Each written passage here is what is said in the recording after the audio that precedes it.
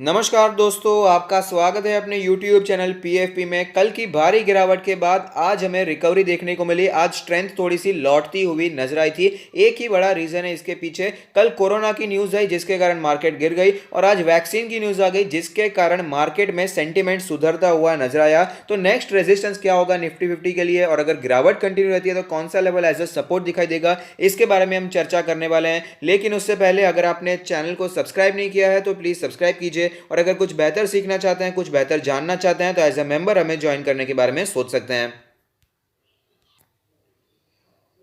तो न्यूज़ आपके सामने है जिसने सेंटीमेंट को सुधार दिया, सेंटीमेंट को पॉजिटिव कर दिया। आपको तो याद ही होगा, फाइजर और बायोएनटेक ने मिलकर कोरोना वायरस की वैक्सीन बनाई है। तो इसी बायोएनटेक का कहना है कि cells can make mutation beating corona virus vaccine in 6 weeks. जैसे हमें पता चला है कि ब्रिटेन में एक नया म्यूटेशन आया है, कोरोना वायरस का नया वेरिएंट आया है। तो बायोएनटेक का कहना है कि 6 हफ्तों के अंदर इस वेरिएंट के लिए भी हम कोरोना वायरस की वैक्सीन बना सकते हैं। तो इस सेंटीमेंट को बहुत ही सुधारने वाली न्यूज़ हमें दिखाई दे रही है। द को founder of BioNTech said Tuesday it was highly likely that it's vaccine against the corona virus works against the mutated strain detected in Britain, but it could also adapt the vaccine if necessary in 6 weeks. तो इनके जो को founder है उनका कहना है कि scientifically ये पॉसिबल है कि जो अभी फिलहाल कोरोना वायरस चल रहा है उसके खिलाफ जो वैक्सीन बनाई गई है वो जो नया म्यूटेटेड स्ट्रेन है, जो नया वेरिएंट डिटेक्ट हुआ है वहां पर भी काम करेगा। ये हाईली लाइकली है। लेकिन अगर यहां पर वैक्सीन की जरूरत पड़ती भी है तो 6 हफ्तों में नई वैक्सीन की डेवलपमेंट भी यहां पर हो सकती है। Scientifically it is highly likely that the immune response by this vaccine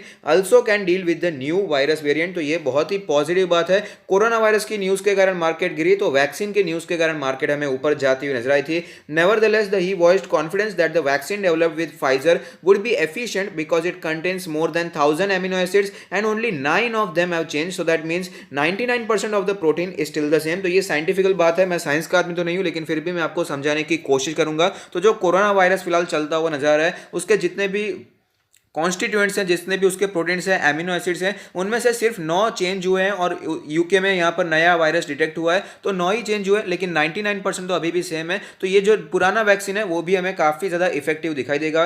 he said test are being run out on the variant with result expected in 2 weeks. तो ये रिजल्ट तो 2 हफ्ते में ही आ जाएंगे और अगर इसका कमर्शियल प्रोडक्शन करना भी है तो 6 हफ्ते में बायोएनटेक और फाइजर मिलकर इसे डेवलप भी कर सकते हैं। We have scientific confidence that the vaccine might protect but we will only know it if the experiment is done. We will publish data as soon as possible. तो ये positive news थी जिसके कारण हमें मार्केट में तेजी देखने को मिली। तो इसके कारण आगे आने वाले दिनों में कैसे मूवमेंट हमें देखने को मिल सकता है उसके बारे में भी बात कर लेते हैं।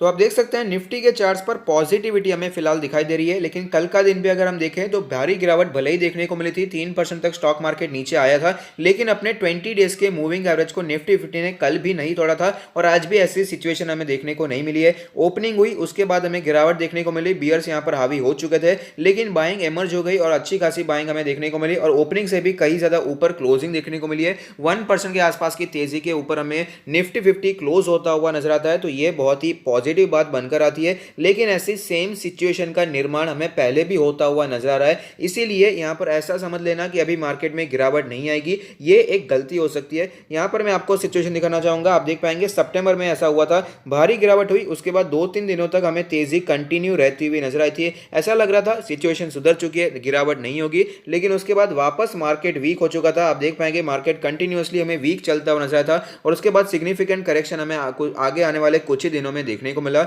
उसके बाद भी ऐसी सेम सिचुएशन हमें देखने को मिली जब निफ्टी 12,000 के आसपास पहुंच चुका था, वहां पर भी ऐसी कैंडल का निर्माण होता हुआ नजर आया। फिर से हमें यहां पर सिचुएशन सुधरती हुई नजर आई थी। आज जो कैंडल बनी है हैमर के टाइप की, वैसी सेम कैंडल का निर्माण हमें उस दिन भी होता हुआ नजर आया था। उसके बाद तेजी कंटिन्यू रही, लेकिन फिर से टेक्निकली यहां पर हमें गिरावट देखने को मिली और 50 डेज के मूविंग एवरेज के आसपास निफ्टी 50 ने सपोर्ट लिया था। तो ऐसे चांसेस पूरे बनकर आते हैं कि सेम सिचुएशन रिपीट हो सकती है। Stock market history repeat itself, तो इसलिए इस बात का हमें ध्यान रखना चाहिए। तो अगर आप समझते हैं कि सिर्फ और सिर्फ आज की तेजी देखकर हम यहां पर अंदाजा लगा रहे हैं कि मार्केट यहां से नहीं गिरेगा, तो ये हमारी एक गलती रह सकती है। आपकी क्या राय है इसके बारे में मुझे कमेंट बॉक्स में जरूर बताइएगा। तो नेक्स्ट सपोर्ट अगर निफ्टी में गिरावट कंटिन्यू रहती है तो क्या रहेगा, वो होगा 12,800 के आसपास का लेवल। उसका रीजन है क्योंकि 50 डेज का मूविंग एवरेज तो इसके आसपास बनकर आता है और साथ ही साथ इसने निफ्टी 50 ने कई बार इसी लेवल के आसपास कंसोलिडेशन भी दिखाया था।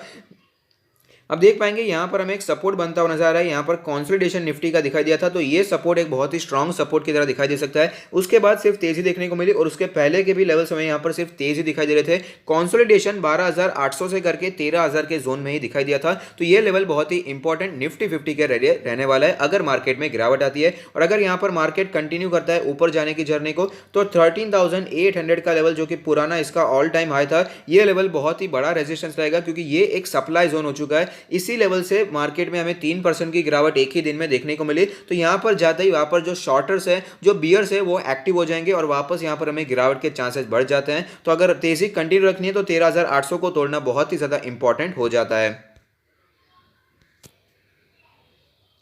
बैंक निफ्टी के बारे में भी चर्चा कर लेते हैं। निफ्टी 50 तो फिर भी स्ट्रांग दिखाई दे रहा है, लेकिन बैंक निफ्टी बहुत ही वीक दिखाई दे रहा है। उसका रीजन है निफ्टी 50 ने तो अपने 20 डेज के मूविंग एवरेज को एज ए सपोर्ट ले लिया है, उसके ऊपर ही ट्रेड कर रहा है। लेकिन बैंक निफ्टी में ऐसी सिचुएशन हमें देखने को नहीं मिल रही है। आप देख पाएंगे कल के दिन तो वो लेवल टूट ही चुका था, सिग्निफिकेंटली वो लेवल हमें टूटता हुआ नजर आया था। और आज भी बैंक निफ्टी ने कोशिश तो बहुत की और अच्छी खासी रिकवरी भी दिखाई। आज के टूडेज लो से आप देख पाएंगे ओपनिंग हुई, उसके बाद भारी गिरावट देखने को मिली। 29,000 का लेवल हमें देखने को मिला था, लेकिन रिकवरी दिखाई दी और 600 पॉइंट ऊपर टुडेज लो से हमें देखने को मिला। लेकिन फिर भी अपने 20 डेज के मूविंग एवरेज के नीचे ही हमें यहां पर दिखाई दे रहा है। तो ये शॉर्ट टर्म के लिए एक नेगेटिविटी का संकेत हमें दिखाई देता है। यहां पर सेंटीमेंट बैंक निफ्टी के लिए शॉर्ट टर्म के लिए थोड़े से दिनों के लिए यहां पर हमें नेगेटिव रहता हुआ नजर आ सकता है। और रेजिस्टेंस की बात करें, अगर मार्केट में यहां पर तेजी दिखाई देती है, बैंक निफ्टी ऊपर जाता है, तो 31,000 का लेवल जो कि इसके पहले कई दिनों तक भी रेजिस्टेंस बना हुआ था, यहां पर ऊपर से हमें प्राइस रिजेक्शन देखने को मिल रहा था। तो अगर ये लेवल अभी